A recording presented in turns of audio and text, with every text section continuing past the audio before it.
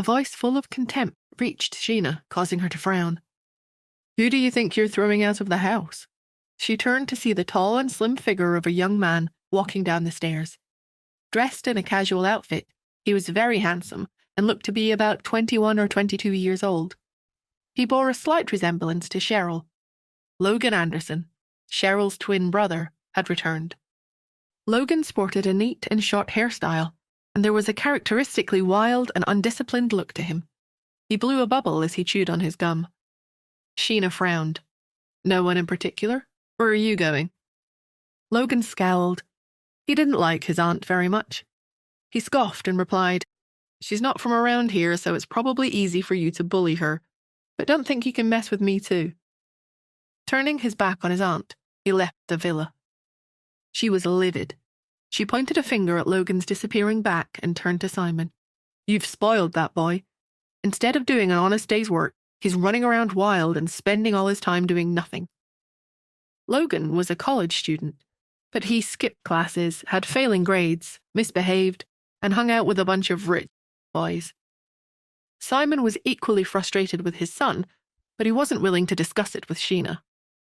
Frowning, he looked up and saw Melissa standing at the top of the stairs, giving him a look. Simon paused for a moment and then climbed the stairs to join his wife in their room. A troubled Melissa said, "I just checked up on Mum. She hasn't woken up yet, and the redness and swelling around her eyes is still there. She couldn't see anything last night. What do we do now?" Simon just shrugged. She sighed and changed the subject.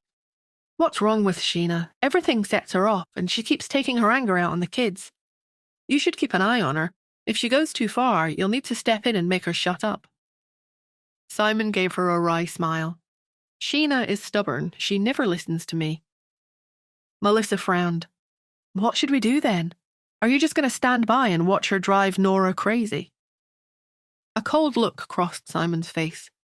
"Of course not. I'm her uncle. I have the final say in this house. Nora may have gotten the upper hand this time, but it was only because Sheena couldn't think of anything else to say against her. I'm going to protect Nora, even if it means upsetting Sheena. I won't allow my niece to end up on the streets." It was his sense of duty and responsibility that had drawn Melissa to him when they met. She agreed. "Okay, I'll back you up." When they had made their pact, Simon went back downstairs while Melissa continued to watch over her mother-in-law. By the time Nora woke up, it was almost noon. After a good stretch, she got up and checked her cell phone. When she saw a text from her son, her face lit up with a happy smile. Pete had martial arts practice on Tuesdays and Saturdays at Quinn's, so the other weekdays, a tutor came to their suite at the hotel. But on Sundays, he had free time to do whatever he wanted. Nora's phone rang, interrupting her happy thoughts. It was Solo calling to give her an update. "We've been nosing around and investigating for a week, but we still haven't found any sign that Justin was in California 5 years ago. I don't think there's anyone except Justin who has any idea how he came to have Pete as his son." In the past week, Nora had either been cooped up in the villa or had been trying to find clues.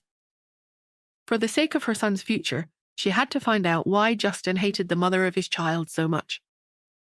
But nobody she had asked for help had found anything. Her voice sounded a little hoarse as she replied, "I see." "Do you want to keep looking into it?" Solo asked. "Yeah."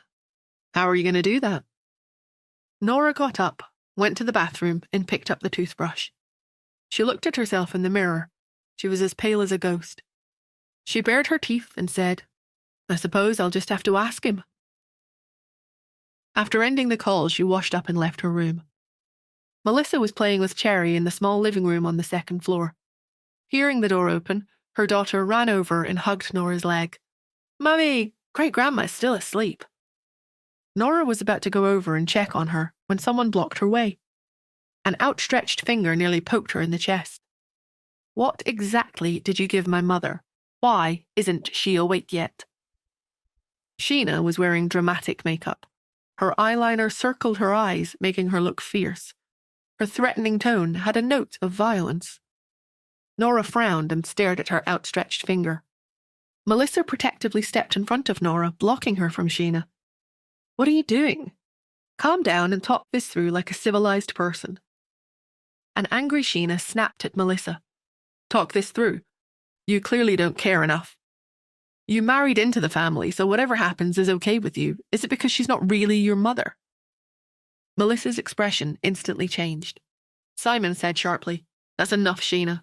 She stared hard at him and yelled, Mum's lying there unconscious. Aren't you concerned? Or do you find her a burden after taking care of her all these years? Simon and Melissa were speechless with anger. Nora's voice was cool and clear. Who said she's unconscious? She looked at Sheena and scoffed. She's not unconscious. She's asleep. Just wake her up and everything will be fine. Why are you making such a huge fuss? Then she turned and led the way to Mrs. Anderson's bedroom. Everyone else looked at each other and followed her.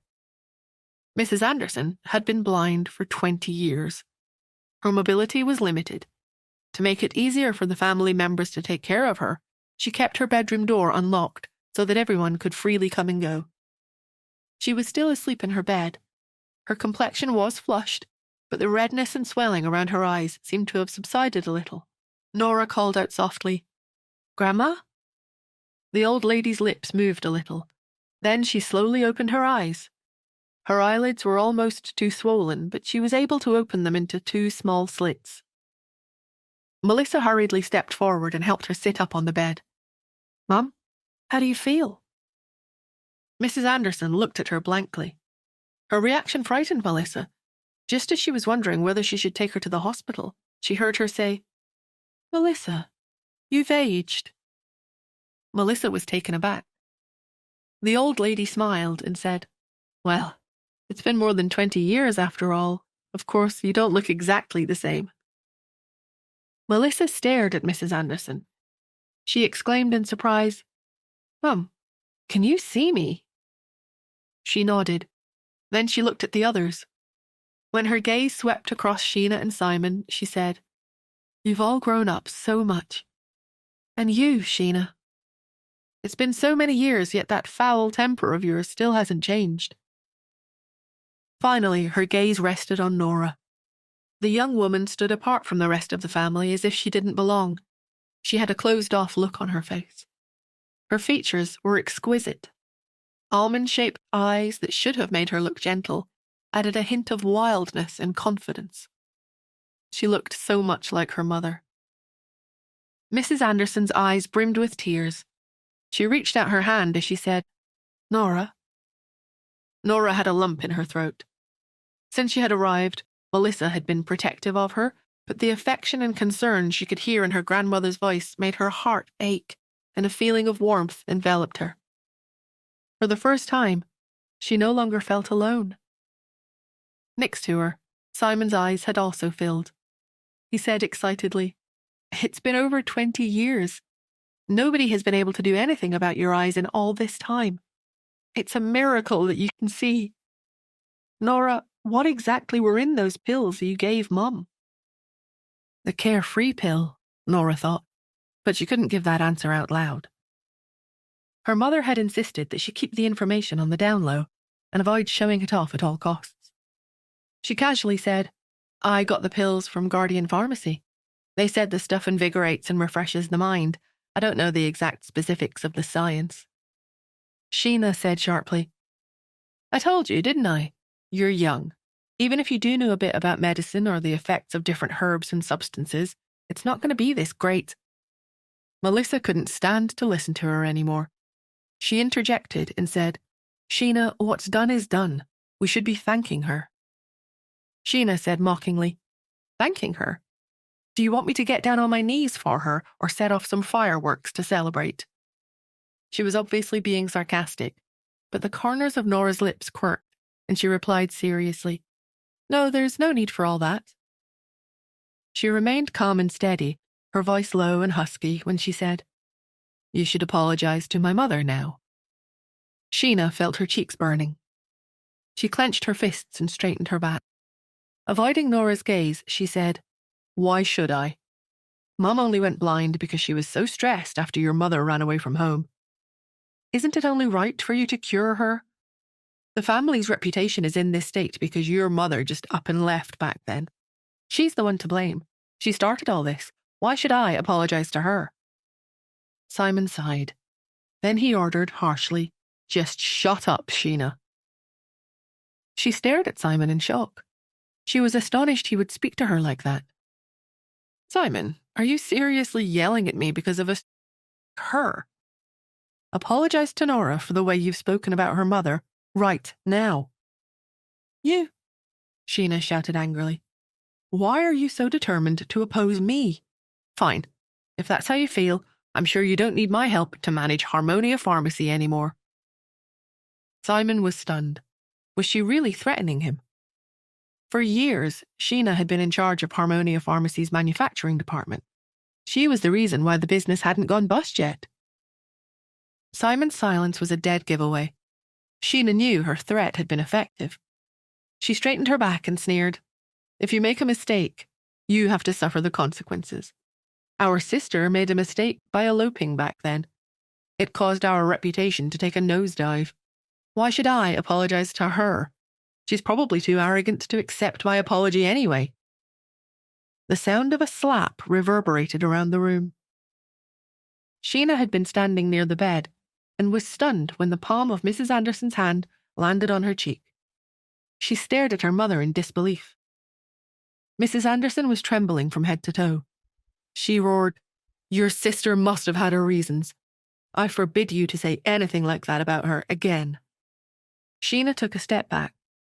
With a wry smile, she held her hand to her cheek and said, "You can shut me up, but you can't force everyone else to do the same. She eloped with another man, and it destroyed Ian Smith. He still hasn't recovered from the insult. It's been the biggest scandal in the past 2 decades among the wealthy families here in the city." Simon said sternly, "She had her reasons." "And what were those reasons?" Sheena yelled hysterically, "We found love letters in her room. She eloped. When will you all stop lying to yourselves?" She turned to her mother and Simon with a note of finality in her voice and said, "I only have one more thing to say. There is only room for one of us in this family. It's either her or me. Choose one." The room was silent. Nora turned to the door and said quietly, "I'll leave." But a large warm hand touched her shoulder before she could reach the door. Simon's tired voice reached her. "Nora, where are you going? This is your home." He didn't dare look at Sheena when he spoke, but he had clearly made his choice. Sheena looked at Mrs. Anderson and then at Melissa. Both of them turned away. Finally, she looked at Simon and said, "We are in a fight for survival with the Myers family, yet at this critical moment, you're driving me away because of that useless girl." There was no response. "Fine, I'll leave." Sheena turned and slowly started walking toward the door. When she realized that no one was going to stop her, she halted. She turned to look back at them. With a narrow-eyed gaze, she sneered, "All of you keep taking her side, but have you forgotten that I'm the one who has been managing Harmonia Pharmacy over the past 20 years? I'm the one who has been holding things together and led the company to where it is now. You can't blame me for hardening my heart, Simon. I'm going to sit back and watch as Harmonia Pharmacy crumbles under the boots of the Myers family. And when you close the doors for the last time, I'll still be watching." With that, Sheena turned her back on her family and walked out.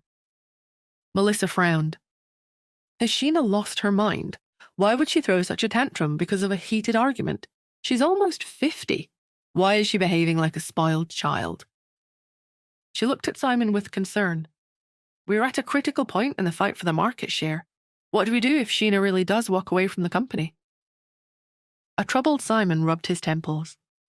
We'll just do whatever we can and take it one step at a time. Seeing how worried they both looked, Nora asked, Uncle Simon, Aunt Melissa, is there anything I can do to help? Simon sighed and replied, No, it's fine, Nora. You stay home with Cherry. What they needed more than business acumen was an actual bona fide formula for a pill. Mr. Myers had used the carefree pill that Nora's mother had created to leap to stardom among the wealthy circles in New York. Things would be a lot different if she were still around and the formula still in their possession. A troubled Simon and Melissa left the house after deciding they would head to Harmonia Pharmacy to try and come up with a solution. Nora stayed with her grandmother to give her the detailed instructions on how to use the ointment. She spent some time helping Mrs. Anderson adjust to her new environment now that she could see again. Once the older lady got a bit more comfortable, Nora went downstairs. During brunch, Cheryl rushed to the villa. Her eyes were shining bright with excitement. As soon as she saw Nora, she ran up to her and exclaimed, "Nora, is this pill the carefree pill?" The Hunt Corporation's office building towered into the sky in the center of New York. On the top floor, Justin was hard at work. An extremely troubled Chester paced back and forth in the hallway outside his brother's office. A million thoughts were rushing through his head. Pete promised he would tell his dad the truth as soon as the Smith woman cured Grandma, so why hasn't Justin said anything? But he got the feeling that Pete hadn't spilled the beans yet. Justin still seemed completely unaware that he had a daughter. He couldn't just hide this enormous secret from his brother anymore. Chester couldn't eat or sleep. He had been agonizing constantly over how he should tell Justin the truth.